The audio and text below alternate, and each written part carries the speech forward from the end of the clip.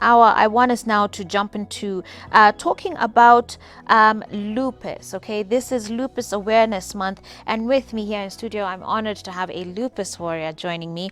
Her name is Faith Sanaya Kasirimo. Welcome to the show. Thank you very much. Now, of course, this being Lupus Awareness Month, it's a month set aside to create awareness about this, which is a disease that very few of us actually know or understand what it is about. And Faith is here to share her story living with the disease, what it is, and how people living with lupus can live their lives successfully and thrive in them as well. And so as we begin, maybe you can just explain to us what is lupus. Lupus is a genetic autoimmune disease that tends to attack the organs and tissues and joints in the body. It attacks in form of flares, and it's different. It varies from patient to patient. It's not the same with every person. And there are types of lupus. There is systemic lupus erythematosus, which I've been battling for over 18 years. Wow. There is discoid lupus.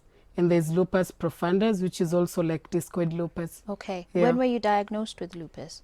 In 2012. Okay. Yeah.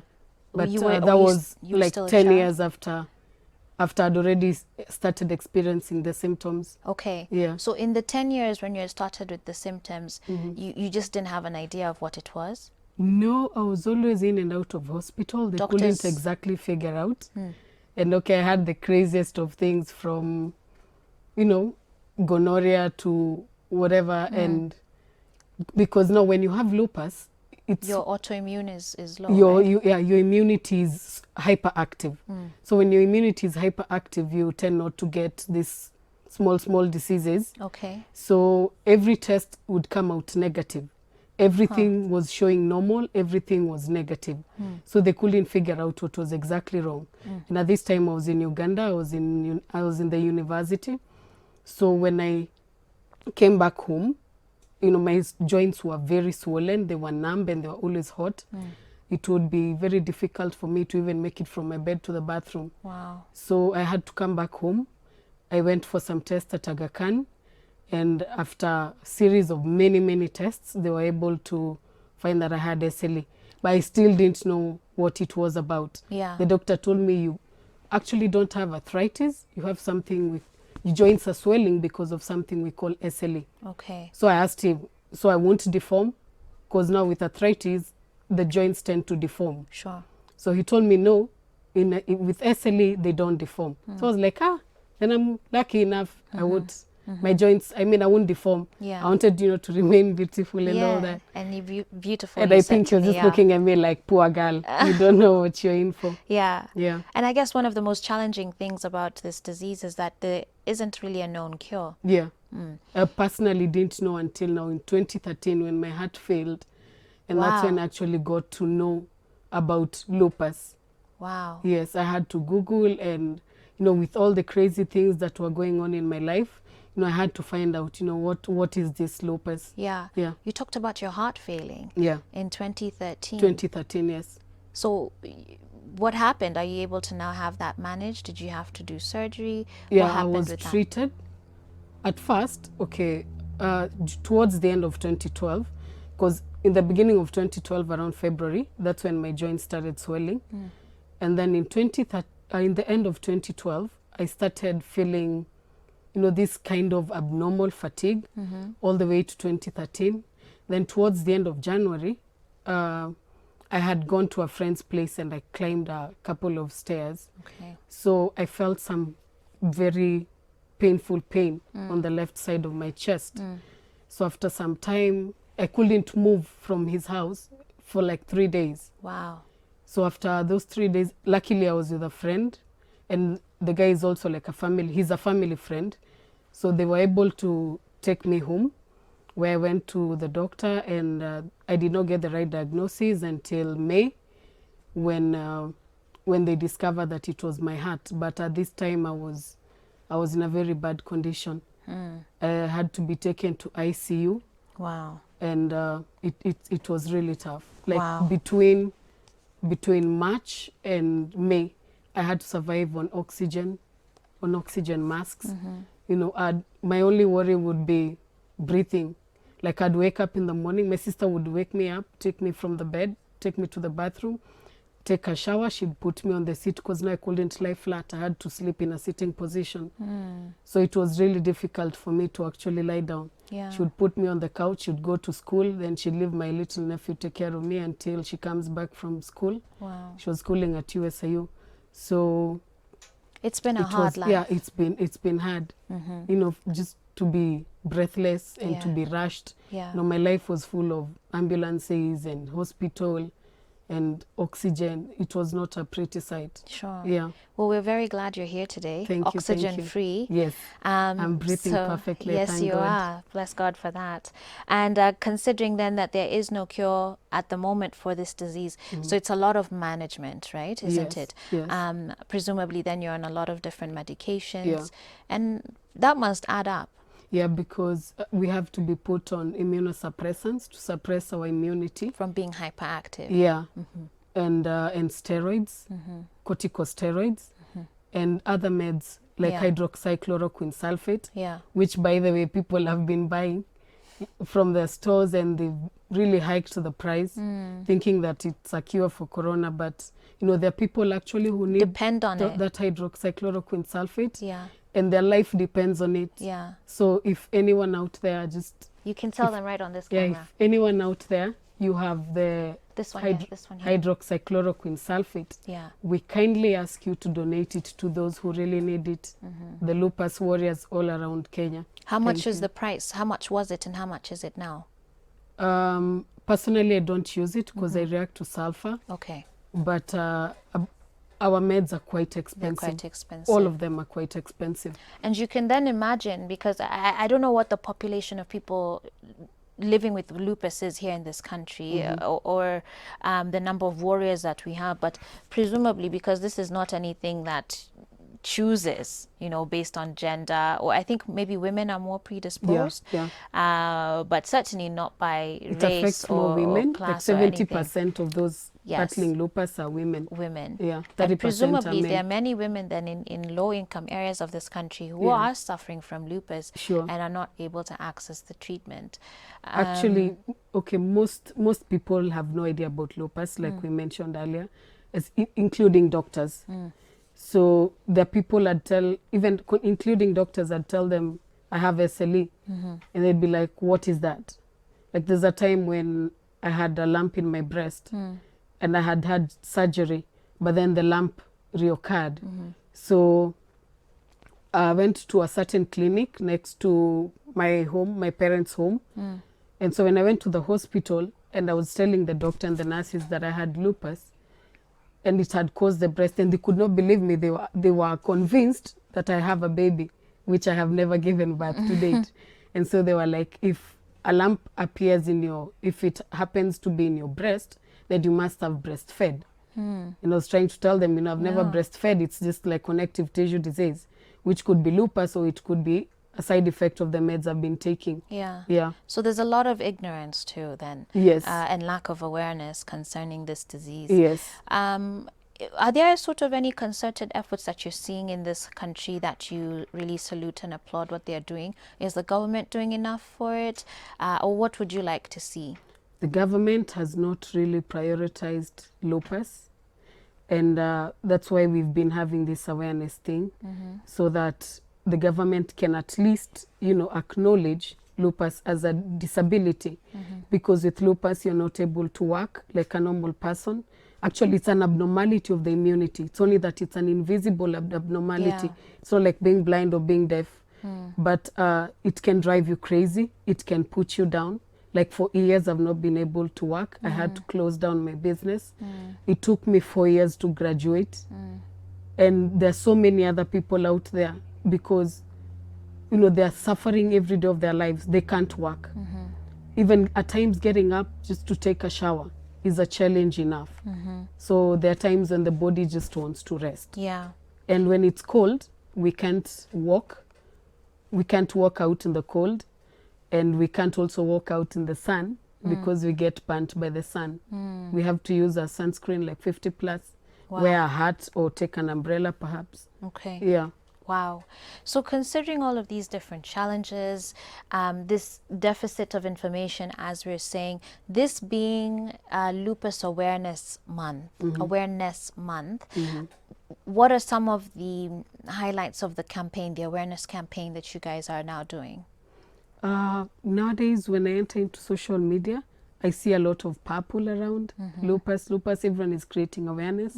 My friends have been of great support in creating awareness. We have a group, a foundation. It's a non-profit organization called What's it Scaled, called? and there is Lupus Foundation Africa. We had Lupus Foundation of Kenya, but it didn't go down so well. And then there are many other groups coming together. And as you see, like, you know, we have t-shirts, and masks. Actually, you can have one. Thank you. Which color do you prefer? I think I'm gonna go with the gray. Okay. Yeah. Let me hold it up for guys. Oh, yeah. This is it. I'm so wearing one. Beautiful. Yeah. Yeah. And the front says Scarlet. Scarlet. That's the organization. Yes. And we also have masks. Uh-huh. The mask is right here. Okay. Yeah. Yeah, you can show that. You can. Oh, there we go. Okay. Yes, So here's yes. the back of the shirt. It says "No More." Yeah. Right. No more. Yeah. Yeah. To know more about lupus. it. Yeah. And We let me need see to them. You educate can hold up people. the mask actually on this camera. Okay.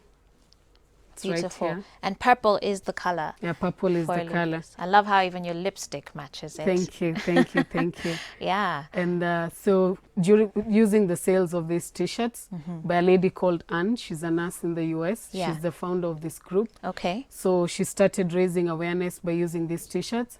At the same time, by selling these t-shirts, we raise money to buy meds and to pay even for doctor's appointments. Yeah. Because, you know, It's the doctor's expensive. appointments are very expensive. For my doctor, I have to pay like 5K every Wow. appointment. Yeah. And the others will charge between 4 to 5,000. For my cardiologist, I have to pay like 7,000. No insurance company wants to cover someone with lupus unless you're employed. Yeah. Wow. Like personally, I was dropped by the insurance company that I had taken a cover with. After finding out I had lupus, like they refused to renew my cover. Is that allowed? I thought you. No, I didn't sue. I left it all to God, because you know what? You don't buy disease from a shop. That's right. And the same person who's denying you that cover is a human being just like you. Yeah. Probably they are well today, but they don't know what will happen to them tomorrow, or their children. Yeah. And they will feel what some of us are feeling, to be denied such things like, you know, basic right to treatment. Yeah. So there's definitely a lot of policy issues around this Yes, too. very, and that's Just why even we- access to treatment, access to some sort of copay, Mm. it will go a long way in helping out, True. especially to those who are living in low-income areas. You Yeah. can imagine what they're going through. Their communities don't understand it, right? If it took your doctors so long to just figure And out I that was this being was treated in the best hospitals Right. in Nairobi, like the likes of Aga Khan, Mata Hospital at Nairobi West. But for me to actually find out that I had lupus, it had to take the swelling of my joints, which in Uganda it was also very rare. And that's when they were telling me, you know, it could be, my joints could be swelling as a result of gonorrhea or witchcraft or something. wow. And I had to come home to seek, you know, better treatment. Yeah. Yeah.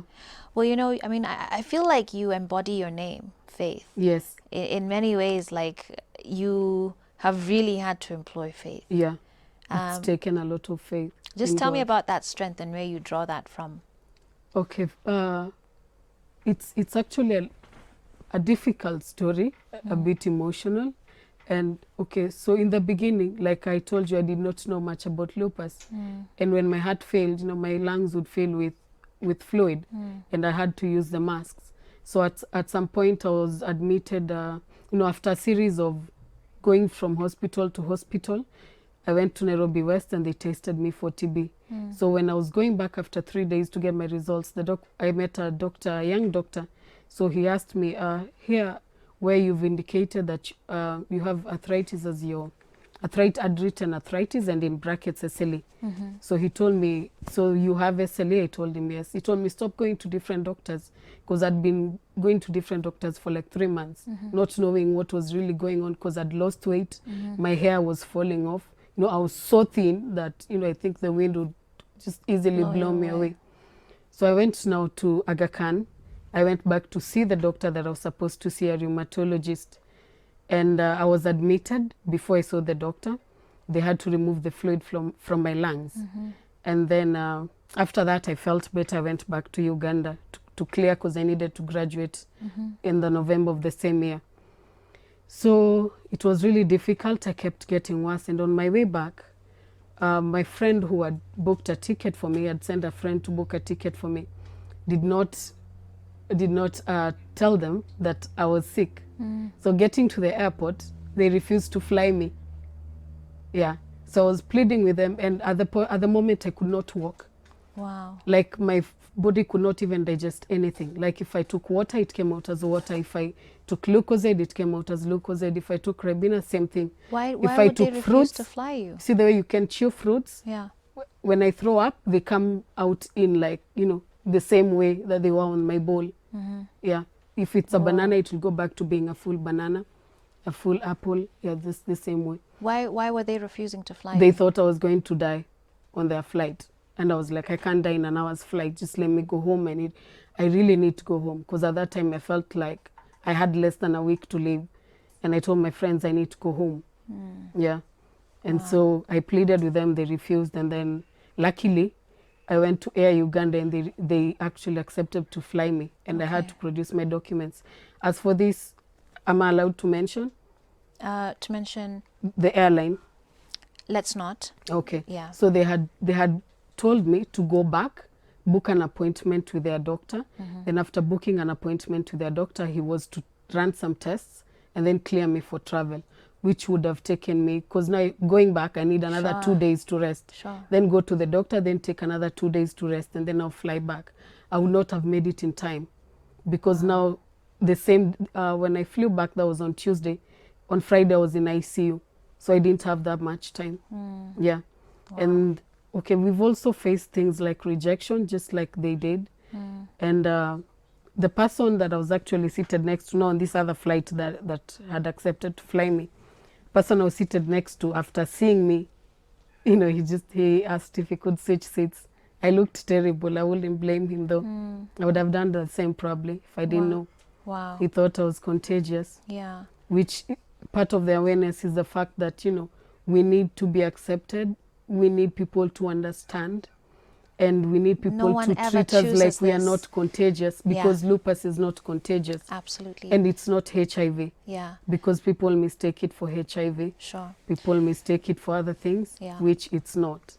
Faith, I really want to thank you for your time. Thank you. And just for sharing your story. You're a very brave, very courageous woman. Thank you. And my personal prayer for you, and I will continue to do so, is just that God would touch and heal your body. And that you'd continue to be a light, until there's so many that are looking up to you and just following your journey. And I don't know if you want people to follow you on social media. They can keep up with the awareness campaign and even your own journey, maybe support you as well. How do they find you? On Instagram, I go by the name Sanaya K, Sanaya_K. Facebook, Sanaya Kasirimo.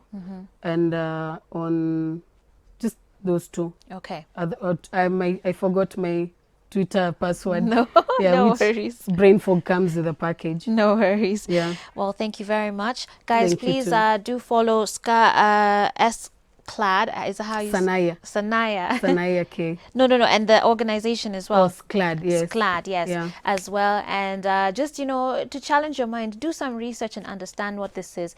Let's treat people with love, care, and compassion. Absolutely important. We need to take a break, though, as our time runs out. Coming up next, we're going to be bringing you our DIY segment. Stay tuned. This is Full Circle with Joyce. Thank you. Thank you for coming. Thank you.